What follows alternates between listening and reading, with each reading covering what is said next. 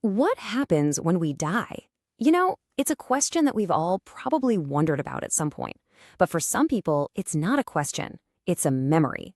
Today, we're not here to debate what's real or what isn't. Instead, we're diving into the deeply human stories of what it feels like to be brought back from the very edge. And that quote, wow, it really gets to the heart of it. We're going to be looking at the stories of three women whose lives were humming along, totally ordinary. And then, in an instant, everything was upended by an encounter with death that would change them forever. So, we're going to follow three parallel journeys. Three women from completely different walks of life who found themselves in the same unbelievable place, face to face with their own mortality. And what they discovered, well, it's pretty remarkable. Okay, first up, let's meet Leia. She's 29, and in her own words, she was a pretty boring person. You know the type, a quiet marketing job, focused on work, focused on exercise. But one night, a seemingly tiny decision at a birthday party changed absolutely everything. Then we have Leticia, and her life was kind of the opposite of boring. I mean, come on, a world champion inline skater and a police officer? But for her, life was this constant chase, driven by this deep-seated belief that happiness was something you had to work for, something you had to earn. And our third story is Chanel's. Her story starts so young. She had this wonderful, happy childhood that was just cut short at 11 years old by a severe chronic illness that brought her right to the brink of death and completely reshaped her future. So you've got three totally different people on three totally different paths, all leading to this one critical moment. But what's really wild is what happened next. Their experiences, well, they start to sound almost exactly the same. A clear pattern starts to pop up across all of their stories, and it's a pattern that matches what researchers have heard from thousands of people for decades.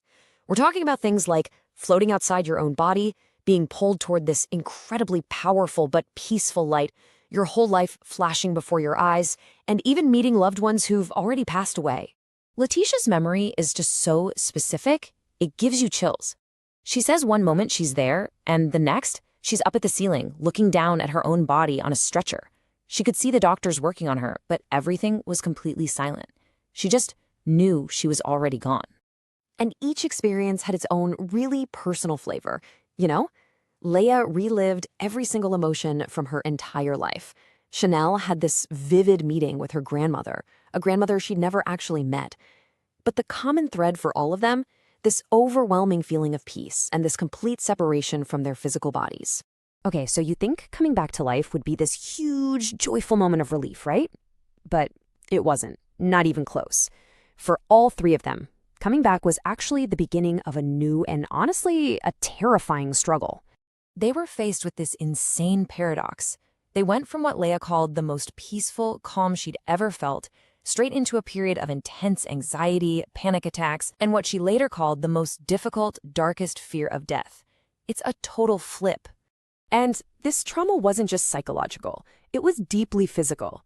Get this, for years after her accident, if Leticia heard a helicopter, a subconscious trigger from being airlifted, her body would just have a complete physical breakdown.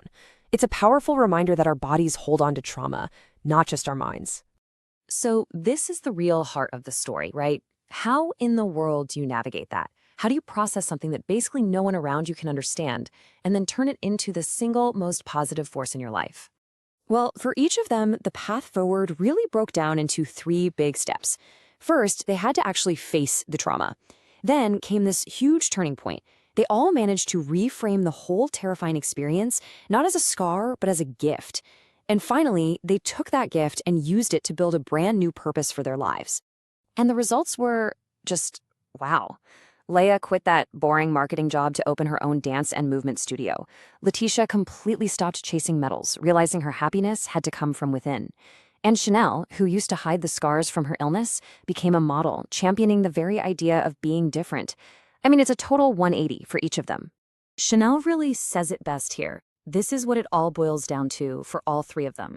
They came out of it with this profound sense of gratitude and a deep, real understanding of what it means to live a life with absolutely no regrets.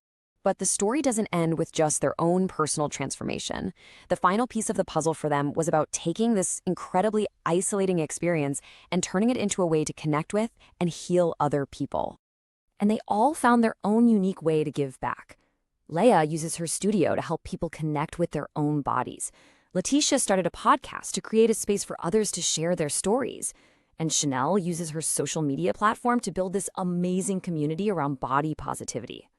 So in the end, their stories leave all of us with a pretty powerful question.